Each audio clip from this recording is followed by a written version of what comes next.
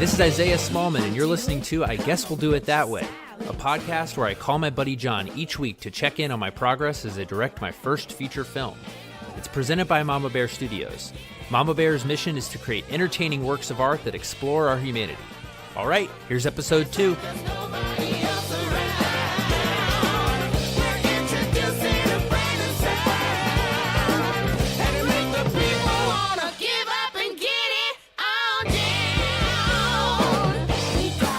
Hey, Johnny Bear. How you doing, dude? Just living it up in the city, my man. You're in New York, aren't you?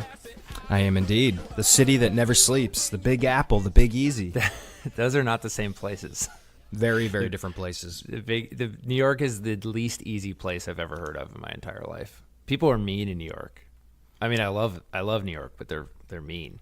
They're mean to you. Oh, because they smell my fear. They see you're weak and they're trying to weed you out. Ooh, that is sinister. Yeah. It works. It works like a charm. How do people respond to you? I'm toting around little junior, so the reception is always great. They're like, yes, more people that we can corrupt from a young age. They're just impressed. Anytime you see a kid doing something difficult, like if you were hiking up a mountain and there were a 10-year-old next to you trying his hardest to do it, you'd be impressed.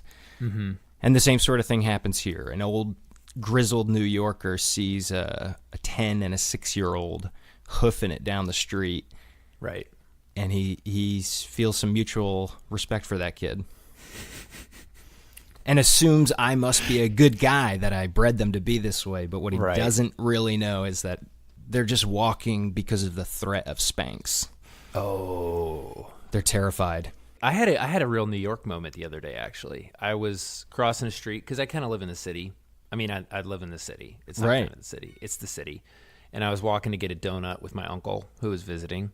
LA's a big donut town. Unlike New York, that's one major bonus over New York. There's not a Dunkin' Donuts in sight. It's all local places that mostly also sell lotto tickets and Chinese food or burgers. But their donuts are good. These are homemade donuts. Very delicious homemade donuts. I mean, kind of in the classic style of a Dunkin' Donuts. They're not like, there are fancy donuts too, but for the most part, they're pretty basic style raised fried donuts, and they are banging. How do they top them? Oh, any way you want. But I'm kind of a classic guy. I like glazed. I like glazed twist. I like Bavarian cream with chocolate. I'm a pretty straight down the middle guy, as long as the quality of the dough is there. Do you have any apprehension about eating a donut in public? Zero.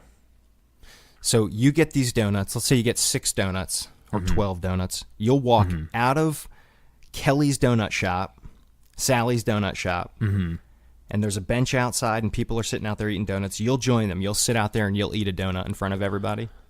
Oh, 100%. You'll get some custard on your face, a little powdered sugar in your beard. You're not afraid of that? I was wondering if you were worried. I was wondering if the root of that question was more that like some donuts are sort of phallic in shape. This says a lot about your personality and your thought. I know. Your private mental life. I know. I'm still kind of working through some repressed feelings. Apparently. Towards donuts, mainly. No, I mean the shame of getting sugar and grease on your face. No, I get that. I get that. I mean, it's kind of a car town, so yeah, honestly, I take my donut back to my car and I eat it in the car. Yeah. Is there shame involved here? I mean, usually the first one I feel fine. And then once I've gone, I've left, gotten on the interstate, turned around and come back for the 4th time to get another donut, that's usually when I start feeling some shame.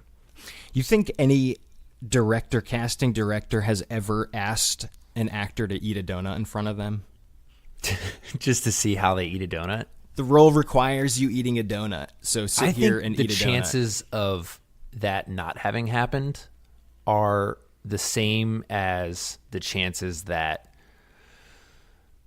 someone hasn't climbed a palm tree naked and taken a shit from the top in Los Angeles. I've done that. So there we go. Then I think it's pretty safe to say that someone has asked someone in casting session to eat a donut. Have you ever seen someone eat a donut in a casting session? I've never asked. I should, though. But then again, if there's a role that involves eating a donut, I'm casting myself. Or hands me. down. You. I would pay you to get that role. How much would you pay me? $1.50? About the price of a donut. $2-3, yeah, the price of a fancy donut. Yeah, I think that seems reasonable. So last time we talked, we were going to go real over... quick, I wanted to tell you my New York moment. Oh, yeah, hit me. So I was walking down the street to go get a donut, right? Yeah. And a guy in a cab, which made it even more of a New York moment because there's not that many cabs in LA. A guy in a cab, I'm crossing the crosswalk. He, big dum-dum, pulls way too far out in the intersection, and he starts backing up over me and my dogs. He literally almost ran me over, and I started banging on his hood, and I was like, dude, what are you doing? You don't back up in the middle of a crosswalk. That's like number one rule of driving. Everyone knows that. Anyway, it was a pretty classic New York moment. I was like, I'm walking here. That's kind of what I said. How did you resolve that situation? I was like, get your shit together. You're a professional driver. And I walked away. Is this a yellow cab, like a typical taxi cab, or is it an Uber or a Lyft? Yeah. I expect this kind of BS from a Lyft. No, it was a yellow cab. This guy is like supposed to be a true professional. I was ticked. I think a lot of people in that situation let the car hit them and sue. I think I should have done it. I could have made rollers even bigger. It could be huge right now. Oh, I should have made sure that my neck was very, very stiff. You have some acting experience, so you could really pull this off. That was a major missed opportunity. You could sell it, yeah. This is a bummer. I'm going to go find another cab. We sat down and watched a few minutes of the World Cup, which is it's excellent soccer and excellent acting. I know. I feel like you really can't play at that level unless you're a terrific actor. These guys flop, rubbing their muscles, screaming. 5 minutes later, they're kicking goals in. I mean, it's unreal. Exactly. Well, and honestly, too, these guys are so strong. I mean, to play at that level for 90 consecutive minutes, your muscles are so resilient. They you know what I mean? They are not going to get hurt that easily. But I mean, hey, like, this is a game. It's not outside the rules. You got to do everything you possibly can to win, to take a break, to, get somebody else a yellow card, whatever it's got to be. What's funny is that the refs don't put an end to it. Yeah, they reward this behavior. Mm-hmm. It feels like they should have a panel up with scorecards to put up for how well the player acted when he fell. Instead of penalty kicks. Precisely. Acting points. Yeah, I like that. Cool. Well, we should probably reintroduce the show because I'm sure everyone's already forgotten about it. This is, I guess we'll do it that way, a show where I, Isaiah, call you, Johnny Bear, once a week to talk about the making of rollers, among many other things, as you probably already know.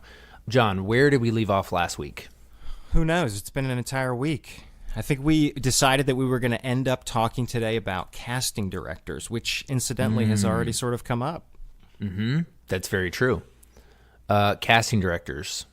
Oh, yeah, because this week, that was kind of the next big thing for me. Well, what's happened this week? I mean, honestly, not much has happened this week. Oh, no. I think this is going to be a recurring theme. No. It actually, some stuff started to come together this morning. Tell us. Minutes before we started recording. No, I think this is probably a good time to address it, though. That is going to be a recurring theme of this podcast for sure. I think we can change that. The theme of things not happening as quickly as I want them to. But yeah, right. Maybe we can change it. You need to change it. Maybe this will spur you on to make more content by causing drama, Yeah. Tell some actors that they got the job and then call them back and tell them they didn't get the job. Ooh. Let's see some heartache, some drama. John, you should be a producer. I like the way you think. Because I sound like Weinstein? No. You don't sound rapey. You just sound smart. Manipulative.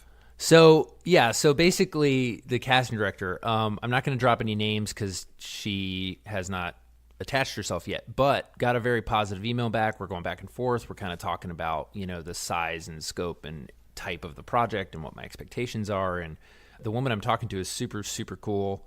And I hope she gets excited about the project and wants to do it. She read it last week, so but she's traveling, so we're just kind of emailing at this point. We might end up on the phone later today, so I might actually have a more exciting update next week. But I might not. I don't want to promise everybody.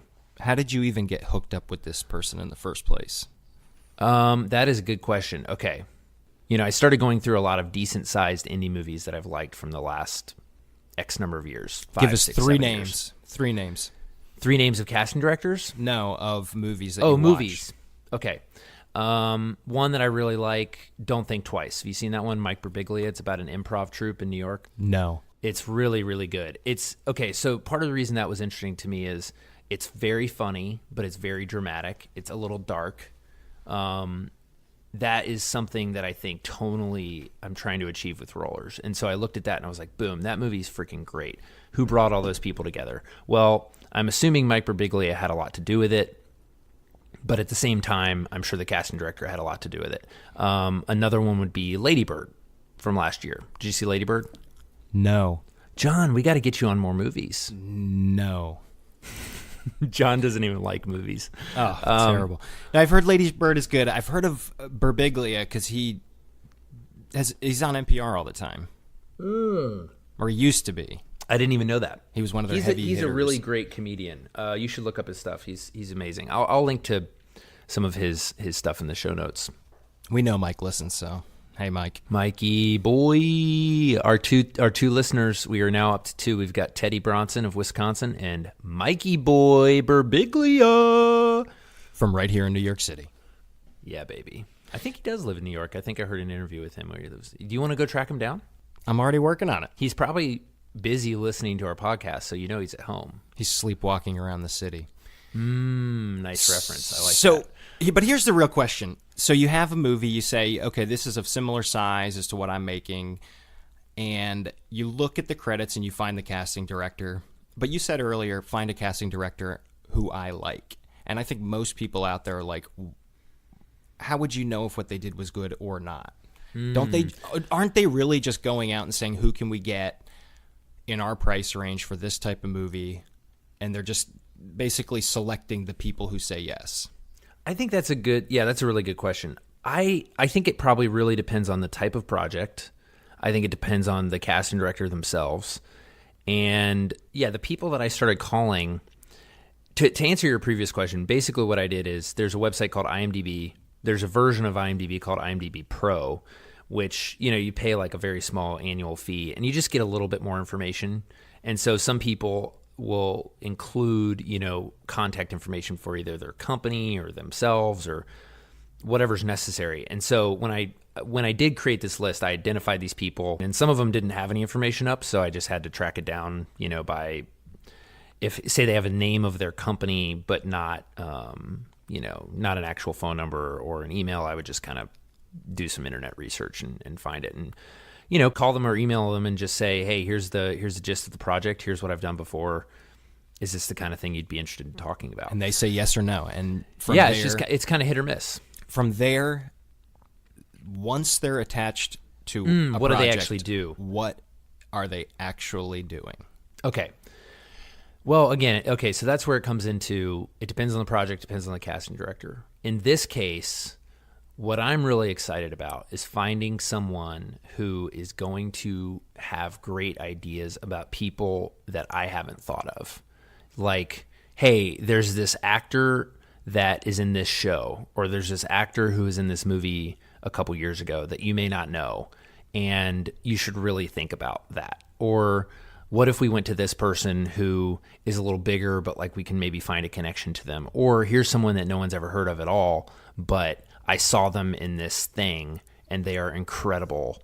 Let's have them in and talk to them and see if they'd be a fit for the role. I think in my mind, that's what the perfect casting director does. And then beyond that, what they then are able to do is say, help me think through, will these people work together well? Like, will they have good chemistry? So it's partly like, it depends on the role. And so with big leads, there's a smaller list of people to potentially fill those roles. And so with a big studio movie, for example, I think a lot of casting directors are, there's only a handful of people who can headline a $50 to $100 million movie within any given age range, gender, etc. And so that list is going to be pretty short. There's only so many Tom Hanks out there. And so part of their job, I assume, I've never made a movie like that, is to, figure out what the deal is with those people, figure out whether they're available, pitch them on the project. But, at this level, it is a lot more kind of keeping tabs on who's out there, keeping tabs on projects, making sure that we're thinking through every possibility and not just kind of, going with the most obvious choices. I think the obvious perception of a lot of people is like the script comes in and the part calls for a 250-pound Samoan ex-wrestler whose name has to do with lithography. And she says, who am I going to get? Right. What are the circumstances under which a casting director could get fired? I would fire a casting director if I felt like they were kind of phoning it in and saying, let's, if I was like, I really want to push this, like, let's think outside the box. Let's find somebody who looks different, or find somebody who isn't the first person that comes to mind when I think of this role. Right. For example, like there's so many movies that get made, so many indie movies. And this is not to say that this is bad.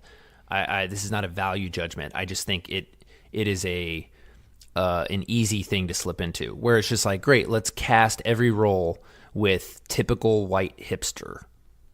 Right. 27-year-old white hipster, male, female, insert X number of actors. There's a number of people who can do that. That's what the people want to see. That's what the people want. Is that, see, that's the thing though. A bunch of bearded guys. Let's just Brooklyn. perpetuate all of the problems with Hollywood by starting at the indie level. Let's only cast white hipsters, and then we'll only end up with white hipster movie stars. It's perfect. I love that plan, John.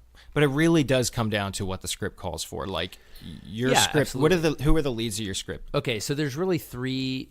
It's kind of an ensemble movie, which is really fun. And so again, in this case, I think a really talented casting director is going to look at it and say, these are some people that maybe we should really think about, and they're not the kind of people that you would have immediately thought of, but man, they would look so good. They would feel so good together. They would feel like family. For example, there's a brother and a sister, Maddie and Rufus. Those are two of the three kind of main leads. And then there's a second tier of really heavily featured supporting actors. And so there's a lot of really juicy roles. And so my goal there is to say, obviously, all of those roles don't need to be people that I've heard of. I hope that maybe one or two of them are, just so that we can kind of help raise the profile of the project. But finding people who played supporting roles in TV shows or smaller movies and saying like, man, these people, you may not have heard of them, but they're going to look great on screen with these other people, and they're just going to have like really great chemistry. And where is she finding these people? Is she going to local theaters? I mean, what is the actual work of getting... Isn't this just a person that knows like 15 actors? No, it's more like they end up knowing a ton of actors. I think the real skill is probably... I mean, I don't know exactly how they do their job. Maybe down the road we can talk to somebody and really get into their world. But my assumption is that they kind of do it in a similar way that I do, which is they watch a ton of stuff and keep notes on people that jump out at them and just sort of keep an idea of like, hey, this is the kind of person that would be good for this kind of thing. But what I really want help with in a movie like this is there's a brother and a sister, for example, Maddie and Rufus. They need to be very believable as brother and sister, obviously, because they are brother and sister. But how do we do that in a way that, again, is not just sort of a straight up the middle, let's cast two people that kind of look exactly the same. Like, that's not really what sells them as brother and sister, you know? Right. It's the chemistry. It's the chemistry, and I'm even kind of interested in thinking about, hey, do they even have to look the same? Can one of them be Asian and one of them be white, or can one of them be black and one of them is Indian? I don't know. I mean, I'm completely open, and that's the kind of thing that I think a really excellent casting director is going to be able to help think through. And some of this, too, it depends on the leads. Like, frankly, I'm probably not going to be in a position where I'm auditioning a lot of these leads. I'm probably going to be making straight offers because people don't like auditioning. Auditioning sucks. And so some of this is going to be trust. It's going to be largely based on their previous work. Right. Do people submit like a deck to you or an audition tape? Or do you just look at their previous films? What if somebody hasn't been in anything? Well, then in that case, we would audition them. Right. The reason we wouldn't audition them is because they're just at the level where they don't have to audition anymore. Right. But typically, yeah, you're just looking at previous work, and then, you know, the typical process is they send a reel, which is, I hate reels. Side note, I hate reels. A reel is basically, this is so annoying. What is? My iPad keeps dinging. The volume is down and it's on Do Not Disturb. So I don't know how Seriously? it's doing that. Yeah, I don't know. it's demonized. Okay. I could hear it just then, and I could hear you like pause. Yeah, and that makes me angry. Don't worry about it. It's totally funny. Yeah, I think I'm going to turn my Wi-Fi off. So Bum bum bum. Isn't Isn't that going to kill our call? No, I'm on my laptop for the call. So, what was the question again? You were in the middle of telling me that casting directors, we were talking about chemistry, finding people who are right for the roles. Making direct offers. Right, making direct offers, not auditioning people. Yeah. Another thing that it occurs to me when you're making an independent movie is cost has got to be a huge consideration. Right. So part of me is like, if you had the capability to do something, like it sounds like you have the capability to go out there and find these actors. If it really just entails looking at work. So you can go watch 50 independent movies and find people for this role. Is there any temptation to just want to do a lot of the stuff yourself? A lot of the pre-work? 100%. Absolutely. But here's the thing is I'm not, again, I believe in collaboration, baby. Uh-oh.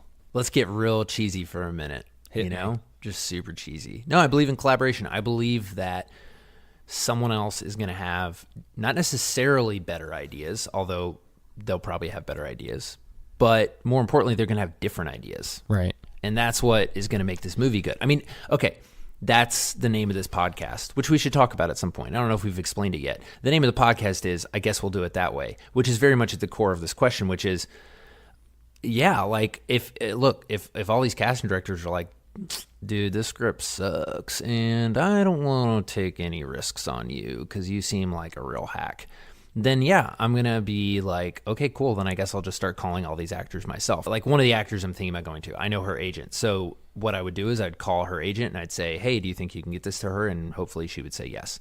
And could I do that? Absolutely. But am I going to come up with as many good ideas? No. And more importantly, another thing that casting directors do if they've made good stuff is that they legitimize a project. And so when actor Y is thinking about, when you're trying to get it to them, their agent or their manager, or whoever is their main gatekeeper, is to some extent going to be trying to shield them from bullshit.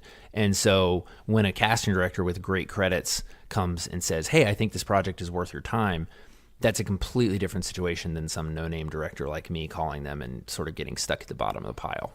That's fascinating, and that actually makes a ton of sense. They legitimize the project by attaching themselves to it. And the more people that attach themselves, the more legitimate the project gets. And so the first actor that signs on is often the hardest. And then if that person is really cool, then the second person is like, oh, yeah, I'll work with that person. They seem really great. And then it just snowballs. So these aren't all the roles are not cast at the same time. They might pick the main lead months or weeks or whatever ahead of all the other parts and use that as leverage to get the people they want. Absolutely. But again, back to the I guess we'll do it that way thing. Part of what happens is, so-and-so's available on these windows next year, right. March, April, and July, and everything else they're booked. And so we're like, cool, I guess we're going to try to pull it off in April. And then we start going to everyone else. And one of the first things you do when you're checking with actors is you check their availabilities and you say, hey, are they even available in the spring? And they're like, no, they're on a TV show until July. And so you're like, okay, cool. Do we want to do it in July? Do we want to restructure? And this is why even huge movies, another thing that we're producing, a much, much, much bigger movie with like actual movie stars that you would have heard of. That would be a fun one to talk about down the road. I can't talk about it a ton right now, but like thanks for serious bringing it movie up. Stars. I know, right? I'm just teasing everybody. Kelly, my wife, was listening to the first episode, and she was like, you better keep all these promises.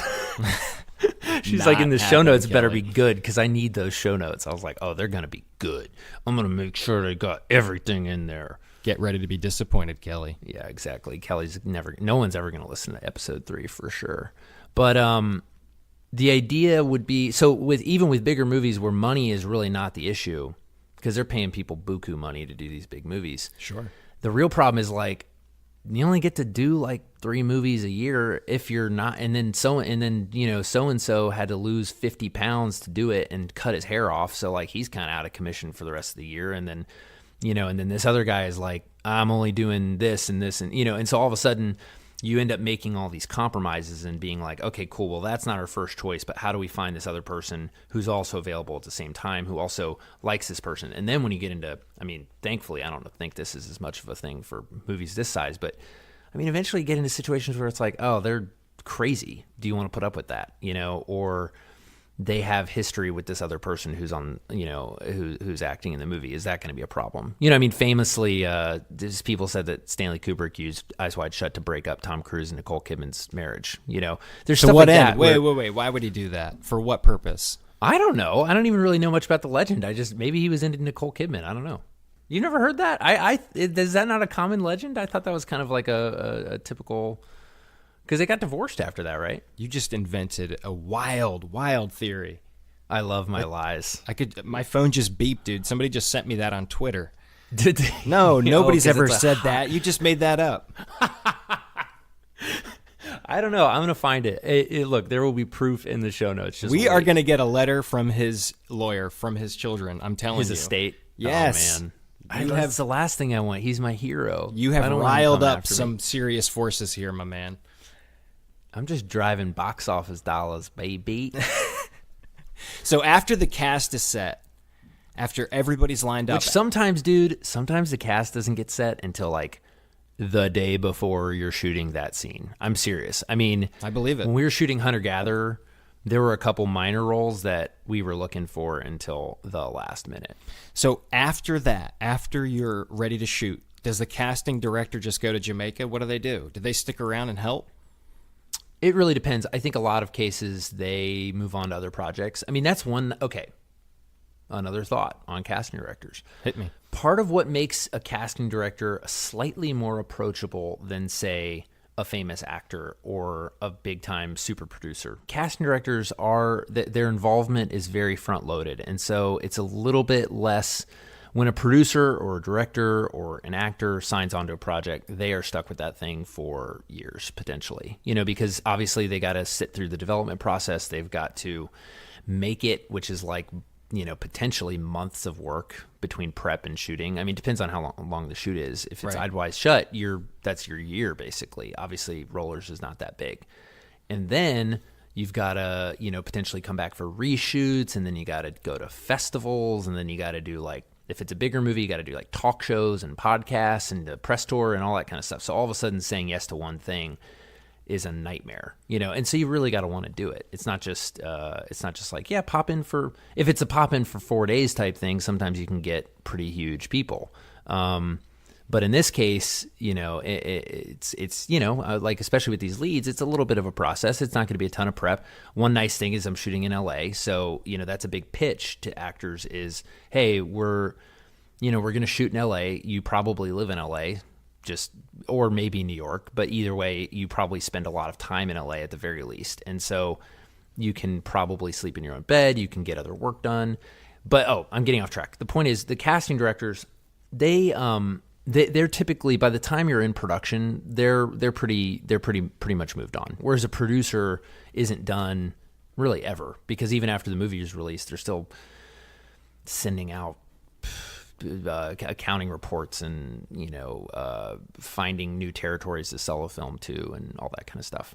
Do you know the path to become a casting director? I mean, that's not something you go to school for, right? No, that's actually a good question. I'm assuming the path is you start as someone's assistant, and then they give you more things to do. Like, I don't know exactly what a casting assistant does on a day-to-day basis, but I assume it's something like they are doing some of that research. They're answering stuff. They're coordinating stuff. They're doing whatever. And then eventually they're like, hey, why don't you, here's this project that I don't have time for. Why don't you kind of help me out? I got to know. We have to research this, because now it's like, who was the first casting director? Ooh, ever? That's a good question. Who was the okay, it would have been late, actually, I bet, because back in the day, well, but then again, okay, there's kind of two key components to casting. There's leads and names and all that kind of half, there's the bigger people, and then there's everyone else in the movie, which is a completely different process, because even a movie like the size of Rollers, a lot of the roles we are going to be auditioning people for. But that's where some of the work of a casting director really comes in, is because you've got the two halves. You've got the bigger half, which is like leads who, in this particular case with Rollers, I'm not necessarily going to be auditioning most of these leads. I'm probably going to end up going straight to some of them and saying, based on your previous work, I think you'd be amazing for this. Will you read this? I might even write them a personal note explaining why I think they're great for the role. And then they decide to do it or not, but there's not really an audition process. A lot of the other roles, though, like a lot of supporting roles and guy number 3 who's, I'm walking here, that guy, You got to audition that guy? Yeah, you got to find that guy. Oh, man. Make him eat a donut. You got to get him to eat a donut in front of you. Exactly. You got to see if he can eat a donut naturally or if he looks like a crazy person. Because some people will look like crazy people when they eat donuts, and you don't need that. It's a litmus test to see a person's true self when they have powdered sugar on their face. Like, can you hang with that? Mm-hmm. If you can, you have some real fortitude. If not, move along, buddy. We need somebody else. Yeah. Sorry, it's nothing personal, but we don't need you here. It's not going to work out. Get the F out of my office. How sad is it, though, really, for the guy number 3, when you don't get that part? Oh, auditioning is brutal. I mean, most really famous people don't audition at all, but I mean, dude, it sucks. Because let me describe a typical audition, okay? Hit me. You walk into the casting director's office. There's like literally 40 other people standing around. They all kind of look like you. You're number 23. You go in, depending on the size of the role. And I've had the distinct honor of being on both sides of this coin. I've auditioned for things, and I've auditioned people. You've been guy number 22 sitting there like a schlub. Yeah, and it sucks. And you know what also sucks? Being the guy telling guy number 22, thank you, that was great. And then he walks out and you're like, that was never going to happen. That guy should find a new job. Or like, oh, that guy is great. He just took an hour and a half of his day to get here early and sit in front of me for literally 3.5 minutes. If that. I've done auditions where I was in there for 10 seconds. Not really 10 seconds, but under a minute. Because it's like, it's literally like you just pop in. It's for a commercial. They're like, hey, take your shirt off. Wow. What kind of commercial is this? Oh, I did. It's a special kind of commercial. No, this particular one. Okay, this is probably one of the dumbest auditions I've ever done. It was for like a cell phone commercial, but the whole thing was a guy in a shower. So they're like, they didn't actually make me take my shirt. No, they did. They wanted me to take my shirt off to see what I looked like shirtless, which is fine. I don't care. I wore shorts, and then I had to pretend like I was taking a shower. I mimed a shower. Describe the room to us. How many people are in this room? Anywhere from 1 to 5, maybe. It depends on... No. In the one that you were in. The one that you were in where you whipped your shirt off. Casting director. One guy, casting director, making tape. What city was this in? You walk in and you're like, this is my name, whatever. This was in LA. You walk in, you're like, this is my name, and you say it into the camera, and then basically they're just making a big old list of people. And so on the other side, what the next step is, I get, let's say it's a commercial or a movie for that matter, I get in some form, usually over the internet, a list of or a bunch of links to either a single link with a whole bunch of people with names and all that kind of stuff, or like a link, their little audition, and the resume, and maybe an acting reel. Oh, I was saying earlier, I hate reels. Here's why I hate reels. An acting reel is basically when you cut together a bunch of partial scenes and make like a little sizzle reel that shows how good of an actor you are. Sure. The problem is they're just never good. They're never good because the things you were doing were never meant to be viewed in that way. So it's you whipping around saying, hey, I'm walking here, and they take that, put it... Yeah, you're like, hey, I'm walking here, and then next thing you know, you're in a different costume in a different place doing a different scene. I just always would prefer to see... I guess here's the thing. A reel can tell me if someone's bad. I can tell if someone's bad just by looking at a reel. I can't really tell if they're good by looking at a reel. So then you bring them in. So then I bring them in. If I like them, I bring them in, and I'm like, hey, what's up, dude? No, I'm just kidding. If you're just starting out, though, the next step would be, let's say I have like 100 people. I mean, it totally depends. But let's say I have 100 people. I would usually give some direction to the casting director. Maybe it's sides. If it's a movie, it's probably got the line. The sides is basically the piece of the scene or the piece of the script that's relevant to that particular actor for that particular role. And so, they may have the sides ahead of time. And that's a whole other thing. How they get those sides, that's usually It really depends on the size of the role, but usually these people have agents. Those people's agents get contacted by the casting director or by other people and say to their actors who they represent. They're like, hey, you, and you should come in. Here's the sides. Be ready. Have this monologue memorized. Have this other thing, or have this line. I'm walking here. Make sure you say it, 3 different ways. And so you'll go in and you'll say it 3 different ways, and then you walk out. You're going to get a role from this podcast, I think. You think? I'm walking here! Like that role, that's the only role I've ever wanted. You could be on NYPD Blue 50 times with that character. If I could get a job being that guy 50 times on NYPD Blue, I would make good money. Yeah. And probably be able to not have another job and make movies. Hey, if you're listening, NYPD Blue casting director, I'm walking here! I can do it lots of other ways. That's solid gold. Thank you, John. So what happens is I look at this big old list of people and I'm like, wow, 30% of these people can't act, unfortunately. And what's the worst reel you've seen? Oh, I don't even know how to start. Hit me. I mean, I don't even know how to describe. You know when you're like watching someone who can't act? It's the worst. Oh, it's just so painful. It is absolutely excruciating. A homemade reel. If you're just starting out, you got to put in what? Yourself in your high school sometimes play? I'm even, well, that's the thing is it's really hard to get started because how do you get roles if you haven't been in anything? And how do you get in anything if you haven't gotten roles? Right. It's a classic chicken or the egg. Tell the kids out there right now. I am. Tell the kids out there right now. How do you get a role? Kids out there right now, I don't know. I actually don't know. I mean, it's a haul. It's you got to find people that are making stuff, and you got to get them to put you in it. That's really what it has to be. And I will say, I don't usually judge acting based on the quality of the production value. I can definitely see a little bit of like, okay, this short is atrocious, but that's not the actor's fault. And then in some cases, they're all bad. Sure. And you know what? You gotta try stuff. I've made terrible stuff. That's just the way it goes. Everybody makes bad stuff. That's how you get better. I'm doing it right now. Exactly. Yeah, we're making just a god awful podcast so that later we can make a good podcast. But real quick, back to the process though. I don't even usually.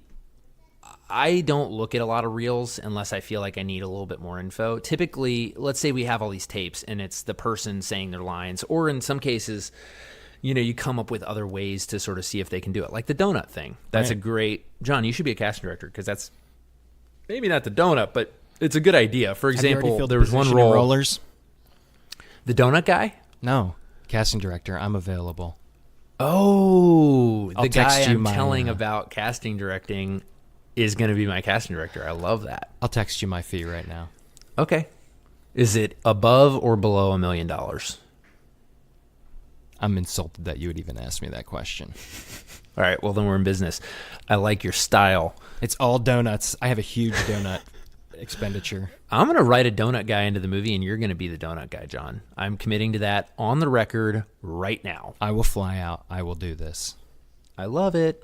Okay, so let's say it's a smaller role. Sometimes you got to come up with kind of creative ways to see if someone can do it. For example, I've had roles. Yeah, exactly. And I've had roles where there's not a lot of talking, but there's a lot of acting. Sure. And some of it's kind of improv. So I'm like, sometimes you'll come up with I'm not saying this is good. I'm just saying it actually kind of worked in this situation.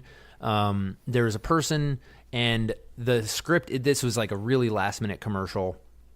The script was still in flux, so I was like, I'm not gonna try to make these people like memorize all this stuff and be this character and whatever. So let's just honestly, these people, if they are right for the role, part of it's gonna be look. That's one thing I would say to young actors.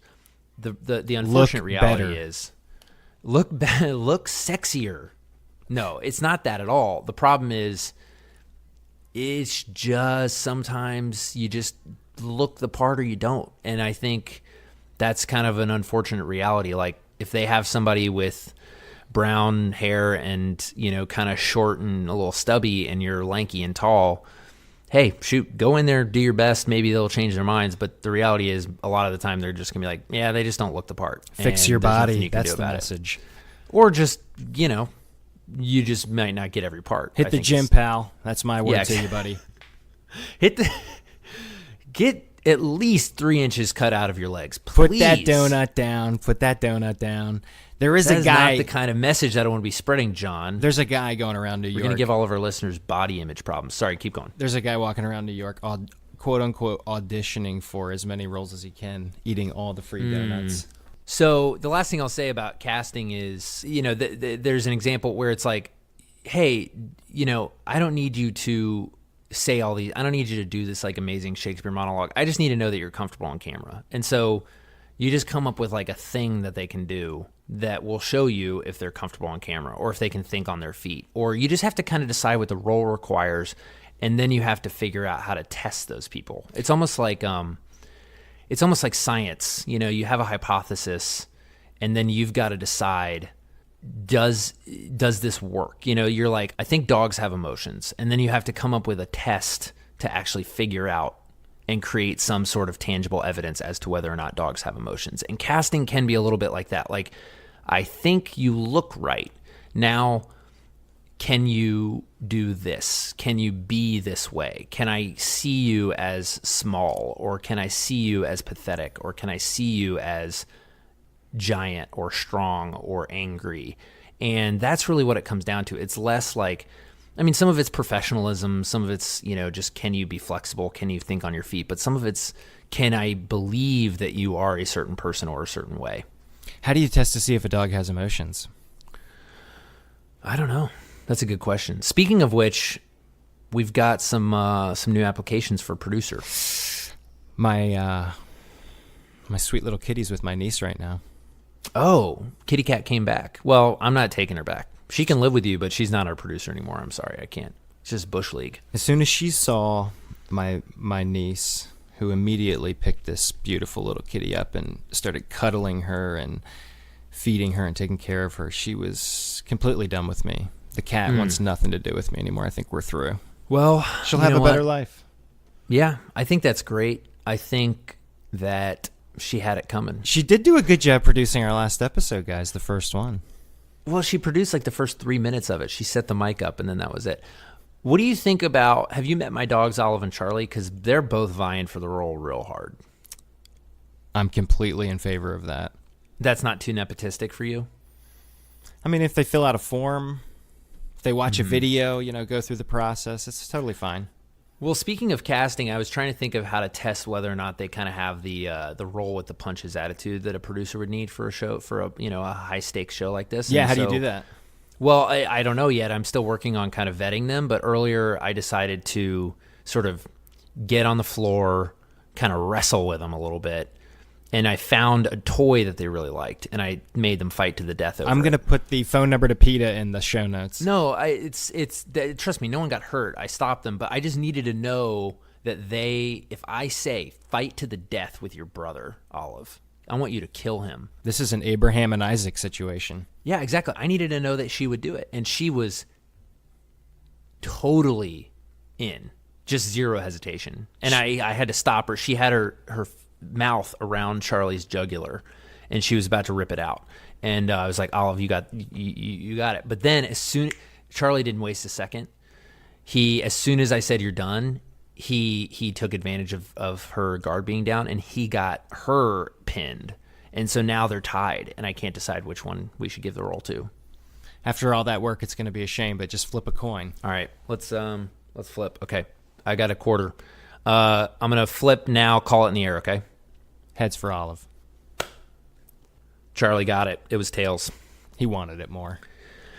Yeah, he definitely wanted it more. Okay, so Zay, you told me to listen to that Drake, the new album, Scorpion. What'd you think of it?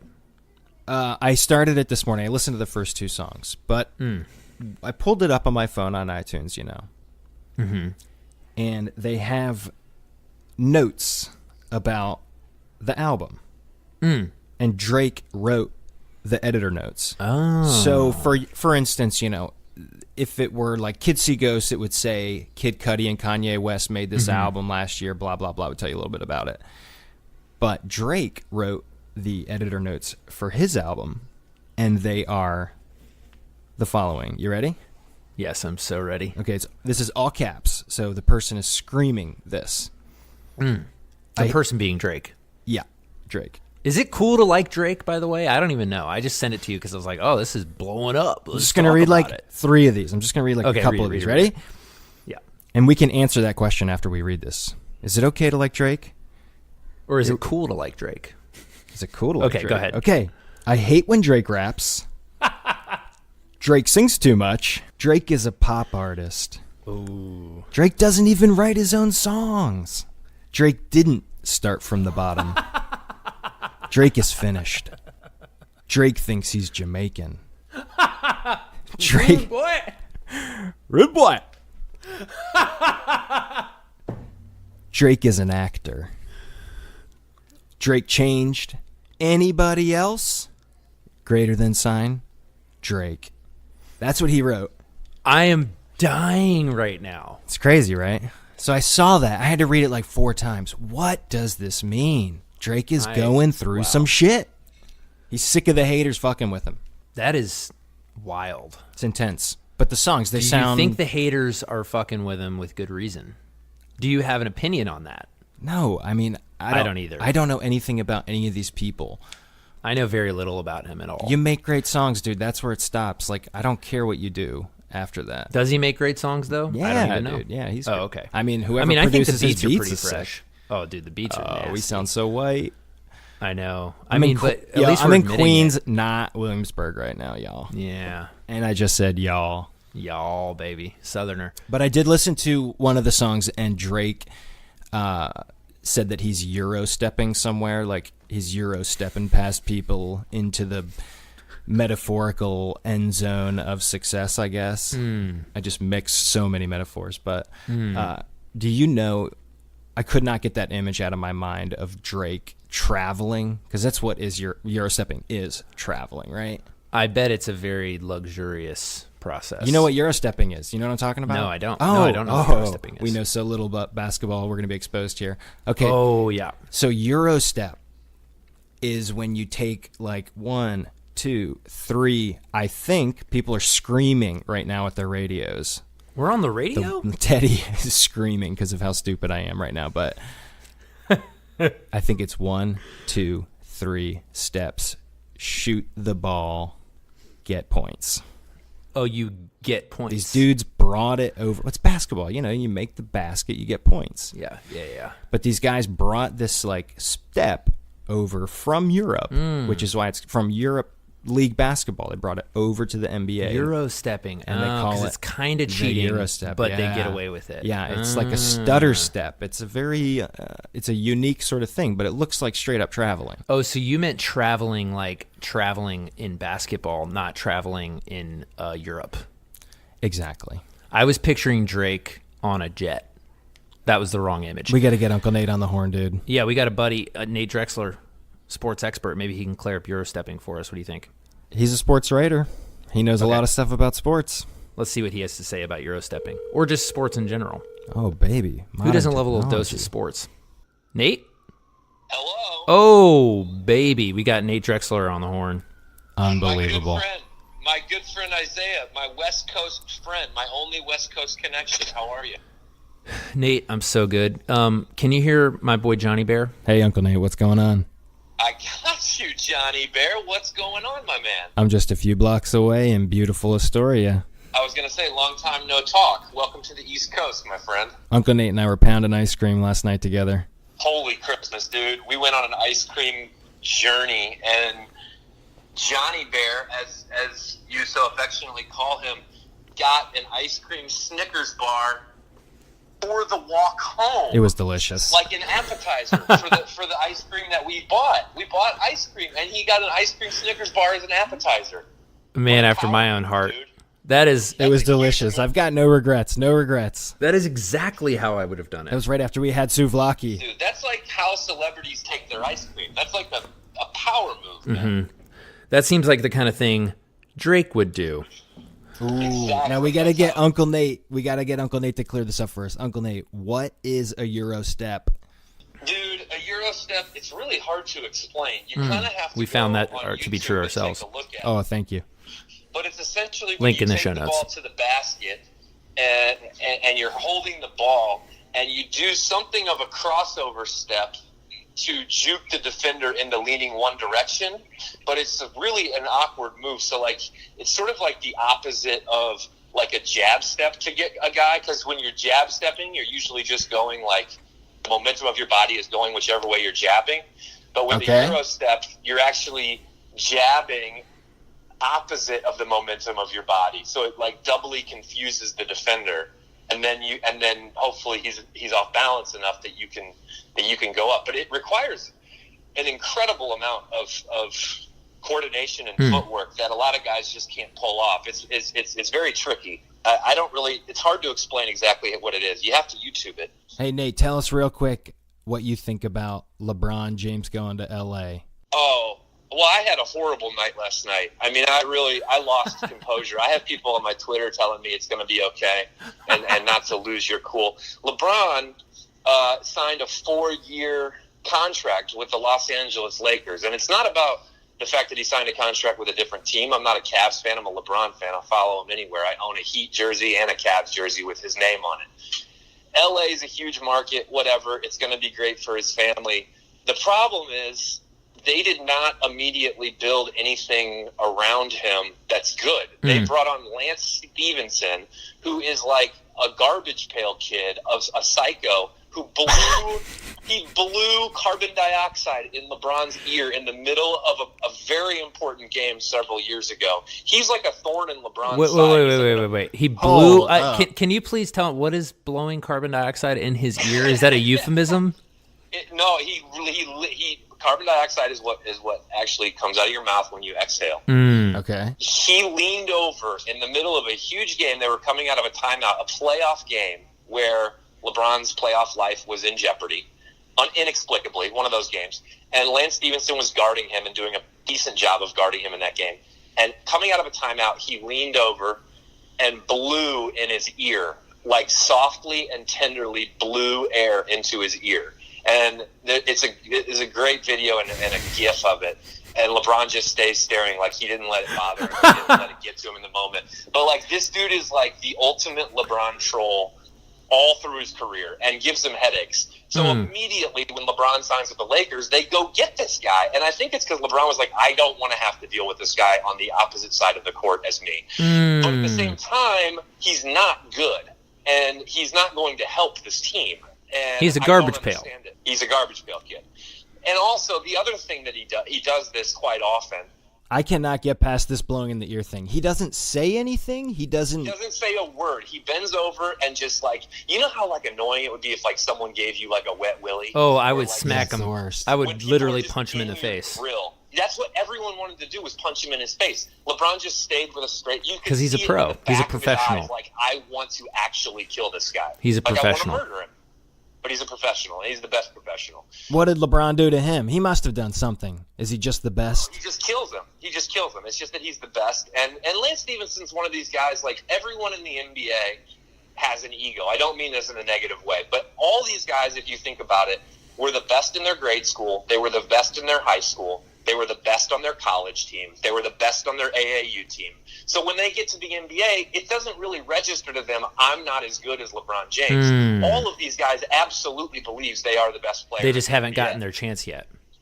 Yeah, exactly. Like, everyone's like, I used to work for ESPN a little bit, like blogging, and I covered a lot of games down in Orlando when I was there, and I talked to a lot of players. And I talked to a lot of players about fear, and I think at the time it was something like Dwight Howard was maybe going to sign with a team with another big center, and I was like, does that scare you? You know, doesn't that worry you to have those two guys on the same team? And the answer was unanimous, and it wasn't like just a soundbite. These guys were like, what? No, like, nothing scares me. Like, I can play with anyone. Like, this, I'm the best. And they really do think that. So that's the way that people are. You almost have to think that.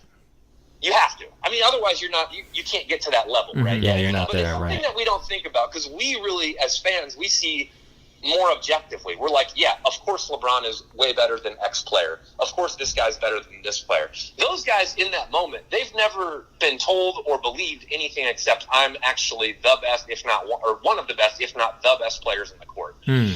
So there's that mentality. So like when they go up, so it's not that LeBron had to do anything to him. It's that Lance Stevenson's looking at the mirror at night when he goes home to his $1 million condo in Indianapolis, and he's like, dude, I can stop this guy. And then he has a game where like he actually maybe has 20 points and maybe he gets a steal off LeBron. And he's like, that just like reaffirms it. You know what I'm saying? So Wait, like, he lives in Indianapolis? Why does he live in Indianapolis? Well, he played for the Pacers. Oh, the Pacers. Yeah. Are they a soccer team? They're not. They're a basketball. They're in the World Cup, right?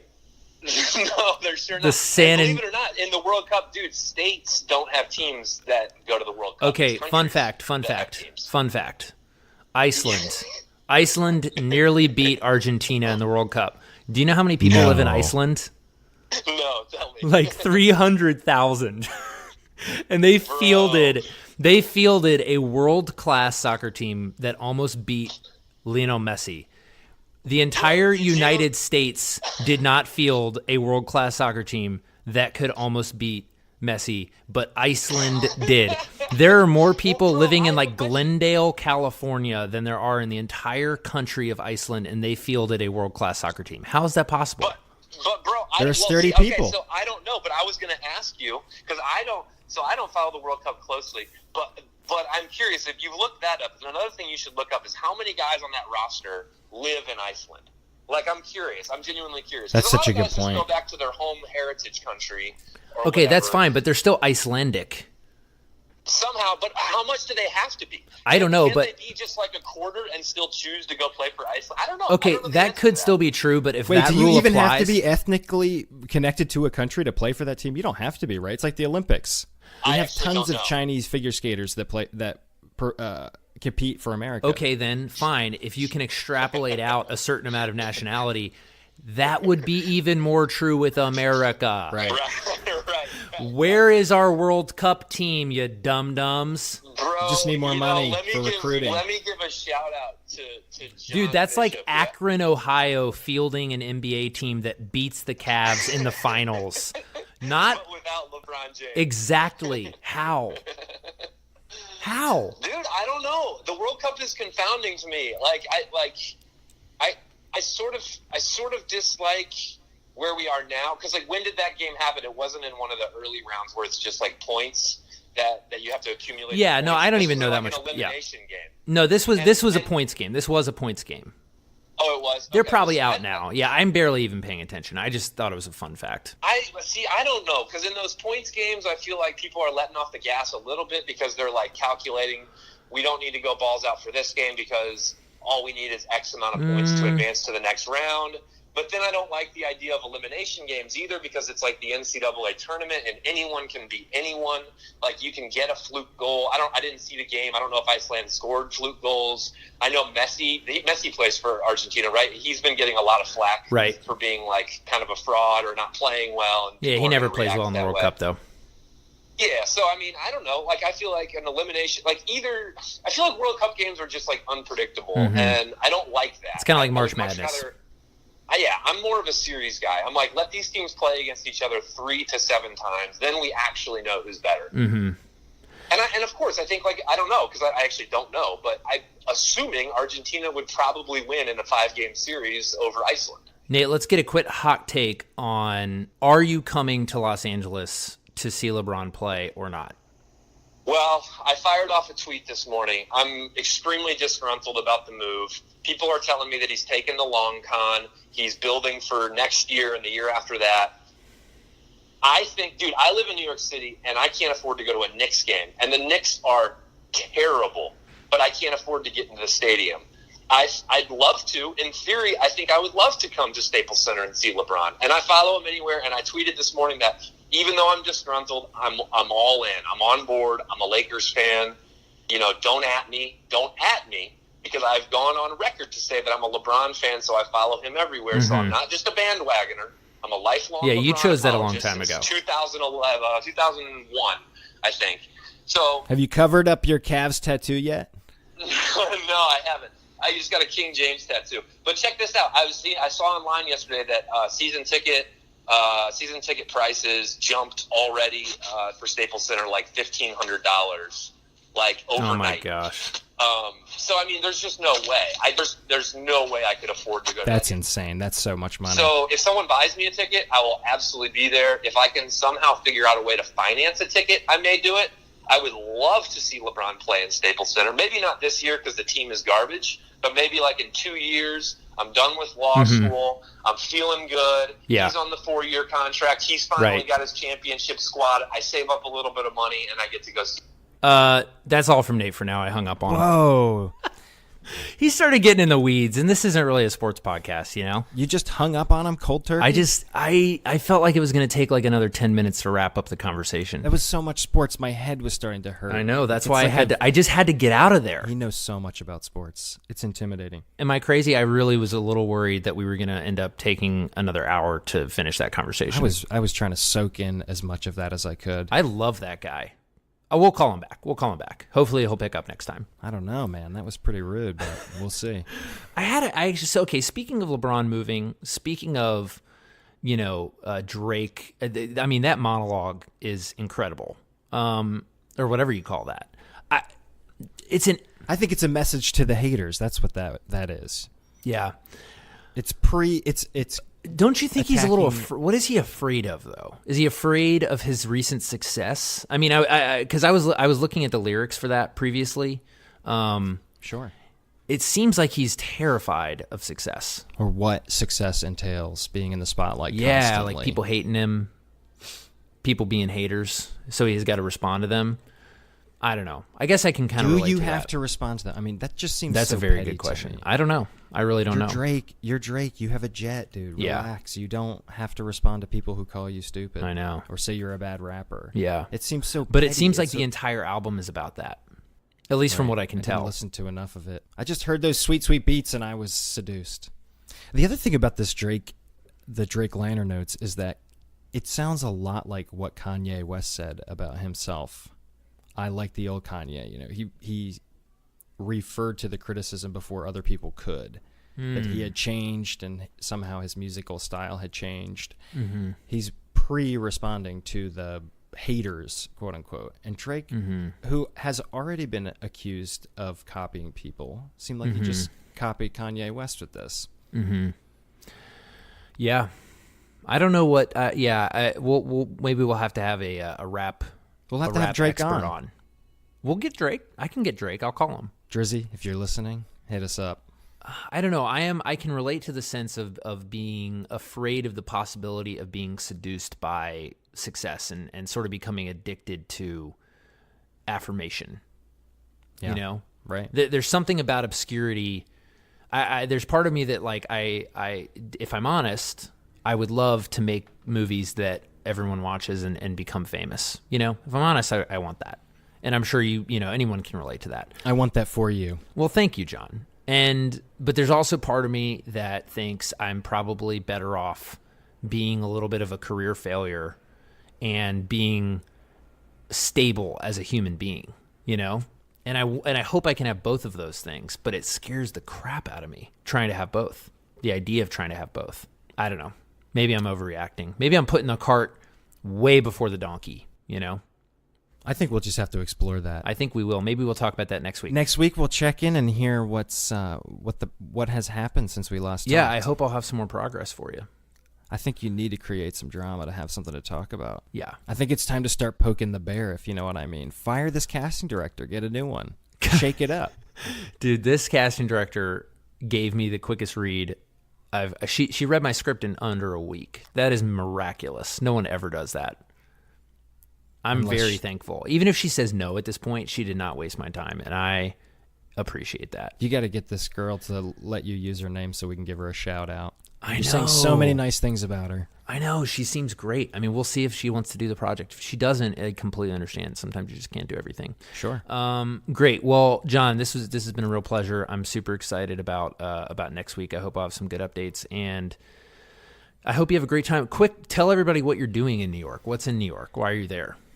I'm here for the Nathan's hot dog eating contest. I'm a competitor. You're a I've former been champion? Drinking gallons of water, dipping hot dogs in that water and eating it. I'm here for a visit to see shows and soak up the culture. You know, I live in the South now, so it's like a fit tea. You know, I got to clear my system out. I got to detox by coming up to the North. And although, you know, Manhattan in particular is like a gated community for rich people now. Oh, it's so obnoxious. There's no counterculture going on. It's Disneyland for rich people. It's like when you go to Harry Potter World and everything looks like it's made of stone, but it's actually made of concrete and rebar. It's all nerfed up. Got stucco on it. It's a fun place. It's a beautiful place. You can go to parks if you have kids. It's great. You can, you know, there's tons of free stuff to do. Everybody's friendly for the most part. Everything's safe in Manhattan.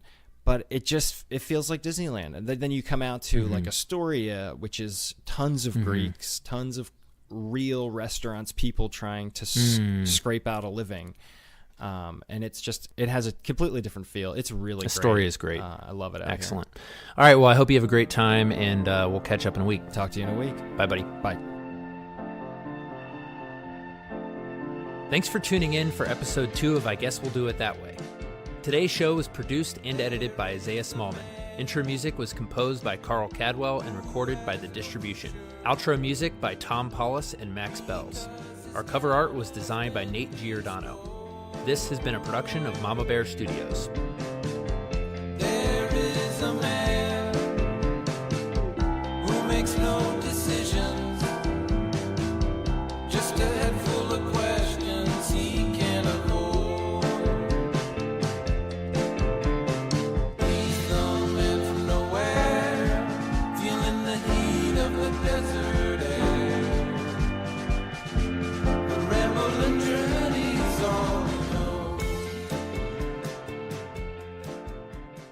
It's your boy.